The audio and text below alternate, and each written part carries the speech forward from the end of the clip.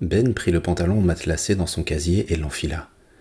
Il s'était senti extrêmement malheureux lorsque sa mère avait exigé qu'il le porte encore cet hiver, en particulier par temps très froid, car pour lui c'était un vêtement de bébé, mais aujourd'hui il était content de l'avoir.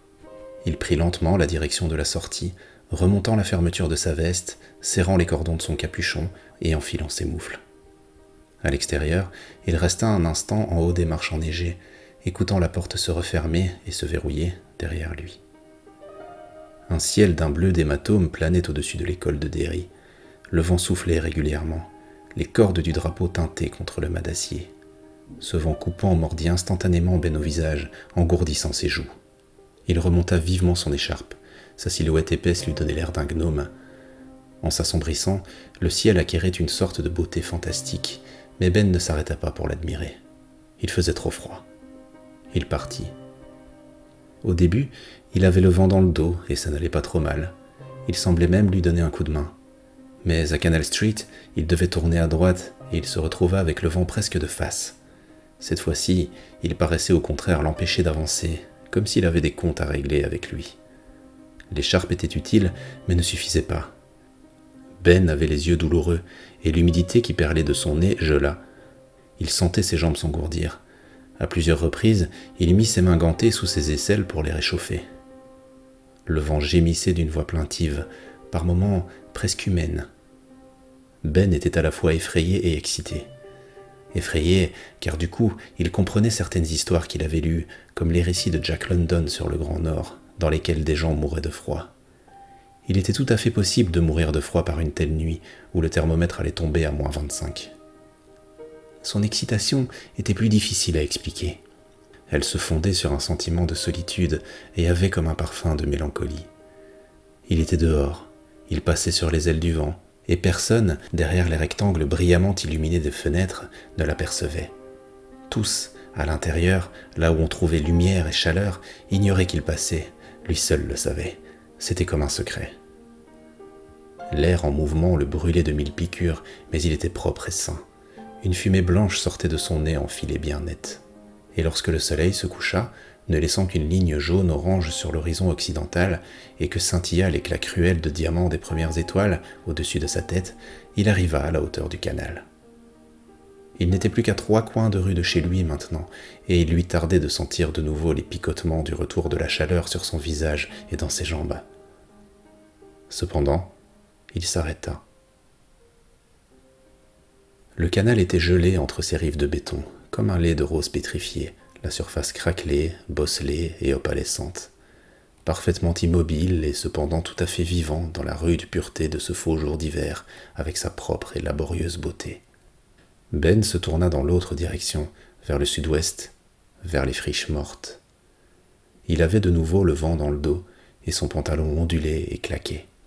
Le canal courait tout droit entre les parois de béton sur environ 800 mètres, puis le béton s'interrompait et la rivière se déversait dans les friches, réduite, à cette époque de l'année, à un monde squelettique de ronces givrées et de branches dénudées et raides.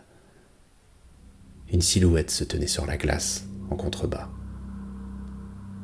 Ben l'observa et pensa « Ce doit être un homme que je vois là en bas, mais est-ce possible qu'il soit habillé de cette manière ?» Non, c'est pas possible. Le personnage était vêtu de ce qui semblait être un habit argenté de clown blanc, qui ondulait autour de lui dans le vent polaire et portait des chaussures orange démesurées, assorties aux boutons en forme de pompons de son costume. Il tenait d'une main une poignée de fils retenant tout un lot de ballons colorés, et lorsque Ben se rendit compte que les ballons flottaient dans sa direction, le sentiment d'irréalité qui l'avait dès l'abord frappé ne fit que s'amplifier. Il ferma les yeux, se les frotta et les réouvrit. Les ballons paraissaient toujours flotter vers lui. Ce devait être un mirage ou une hallucination due à quelque mauvais tour que lui jouait le temps. Qu'un homme se tienne ainsi sur la glace était possible, de même qu'il était matériellement possible qu'il soit en tenue de clown. Mais les ballons ne pouvaient pas flotter vers lui contre le vent, et c'était pourtant ce qu'il semblait faire. « Ben !»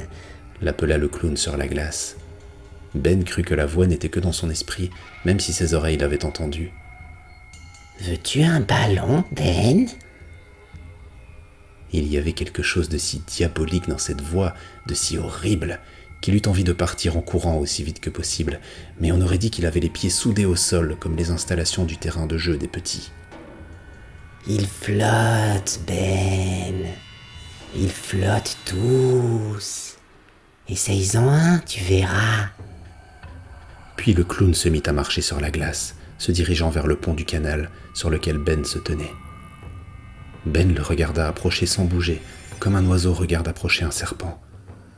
Les ballons auraient dû exploser par ce froid intense et flotter en arrière du clown en direction des friches. D'où, disait quelque chose au fond de lui-même, cette créature devait provenir. Puis Ben remarqua autre chose. Alors que les dernières lueurs du jour teintaient le canal en rose, le clown ne projetait aucune ombre. Absolument aucune.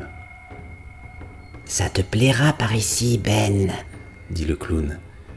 Il était maintenant suffisamment près pour qu'on puisse entendre les clous, clous que faisaient ses chaussures marrantes comme il avançait sur la glace inégale.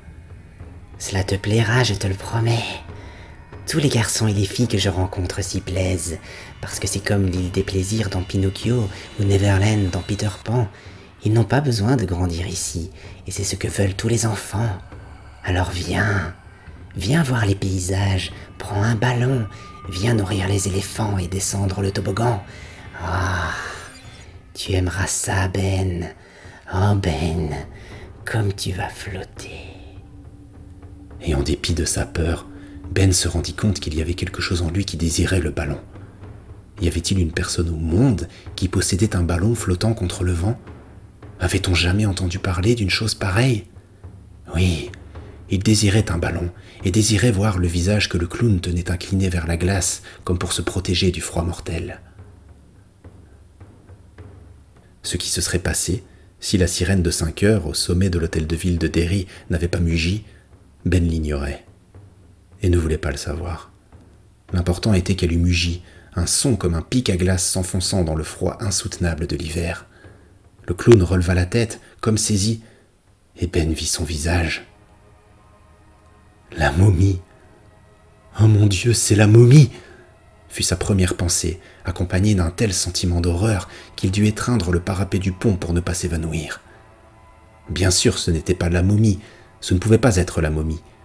Des momies égyptiennes, il y en avait tant qu'on voulait, il le savait, mais sa première pensée avait été qu'il s'agissait de la momie, le monstre poussiéreux joué par Boris Karloff dans ce vieux film qu'il avait vu le mois dernier à la télé. Il s'était même couché très tard pour ça. Non, ça ne pouvait pas être cette momie-là. Les monstres de cinéma n'existent pas, tout le monde sait cela, même les petits-enfants. Mais ce n'était pas simplement du maquillage, et le clown n'était pas entortillé dans des bandelettes. Il portait bien des bandelettes, surtout autour du cou et des poignets, agités par le vent, mais Ben avait une vue très nette de son visage. Il était profondément creusé de rides, la peau comme un vrai parchemin tout fripé, les joues en loques, les chairs desséchées. Sur le front, la peau était entaillée, mais il n'en coulait pas de sang. Ses lèvres exsangues s'ouvraient, souriantes, sur une gueule cornée quelques dents de guingois, comme des pierres tombales. Il avait les gencives grêlées et noires. Impossible de voir ses yeux, mais quelque chose luisait tout au fond des trous charbonneux qu'étaient ses orbites plissées. Quelque chose comme les joyaux glacés que l'on devine aux yeux des scarabées égyptiens. Et en dépit du vent contraire, il sembla à Ben que lui parvenaient des effluves de cannelle et d'épices, de suaire pourrissant imprégné de drogues étranges, de sable, et d'un sang si vieux qu'il s'était desséché en granules de rouille. « Nous flottons tous en bas !» coassa le clown momie. Ben se rendit soudain compte avec horreur que le clown avait atteint, il ne savait trop comment, le pont, et qu'il se tenait maintenant en dessous de lui, tendant une main sèche, déformée, d'où pendaient des lambeaux de peau froufroutant comme des oriflammes, une main qui laissait voir ses os d'ivoire jaunis. Un doigt presque entièrement décharné vint effleurer la pointe de sa botte. Sa paralysie prit brusquement fin. Il finit de traverser le pont à toutes jambes, alors que la sirène de 5 heures gémissait encore à ses oreilles. Il était déjà de l'autre côté quand elle s'arrêta. Ce ne pouvait être qu'un mirage. Il fallait que ce fût un mirage. Il était impossible au clown de s'être approché autant pendant les 10 ou 15 secondes où avait retenti la sirène. Mais sa peur n'avait rien d'un mirage, non plus que les larmes brûlantes qui roulaient de ses yeux et gelaient aussitôt sur ses joues.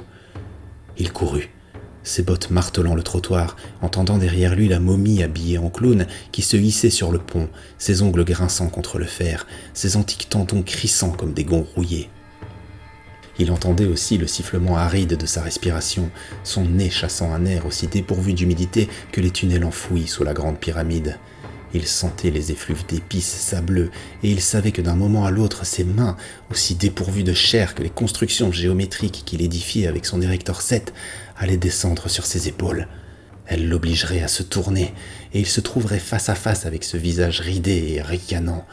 La rivière délétère de son souffle allait l'inonder, les orbites noires aux profondeurs habitées de vagues lueurs s'inclineraient sur lui. La bouche à demi édentée s'ouvrirait, et il aurait ses ballons. Oh oui, tous les ballons qu'il voudrait.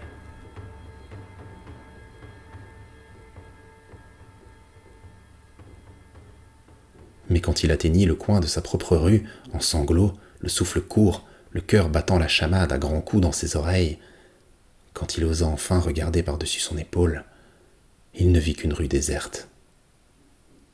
Le pont en dos d'âne, avec ses bas-côtés de béton et ses pavés de galets à l'ancienne, était également désert.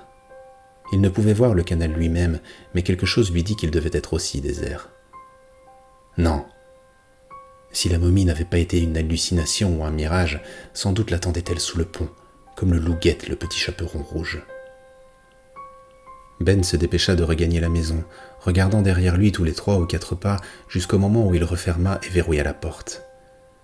Il expliqua à sa mère qu'il avait aidé Mrs. Douglas à compter les livres. Puis il se mit à table, où l'attendait un repas de nouilles agrémenté des restes de dinde du dimanche précédent.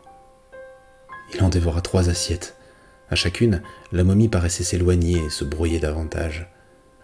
Elle n'était pas réelle. Ces choses-là ne sont jamais réelles. Elles n'accèdent à l'existence qu'entre les pubs des programmes de nuit de la télé ou le samedi en matinée au cinéma. Là, avec un peu de chance, on avait droit à 2 monstres pour 25 cents et, avec un quarter de plus, à tout le pop-corn qu'on était capable d'avaler. Non, il n'avait aucune réalité. Les monstres de la télé et du cinéma et des BD n'étaient pas réels. Du moins, jusqu'au moment où l'on allait au lit sans pouvoir dormir, jusqu'au moment où étaient sucés jusqu'au dernier les 4 bonbons que l'on avait placés sous son oreiller contre les sortilèges de la nuit, jusqu'au moment où le lit lui-même se transformait en un lac de rêves méphitiques, tandis qu'au dehors hurlait le vent et que l'on redoutait de regarder vers la fenêtre de peur d'y voir un visage, un ancien visage ricanant qui n'aurait pas pourri mais se serait desséché comme une feuille, les yeux réduits à de diamants enfoncés au plus creux d'orbites ténébreuses, jusqu'au moment où l'on voyait une main noueuse comme une patte de rapace tenant un lot de ballons. Viens voir les paysages, prends un ballon, viens nourrir les éléphants et descendre le toboggan. Ben, ah, Ben, comme tu vas flotter.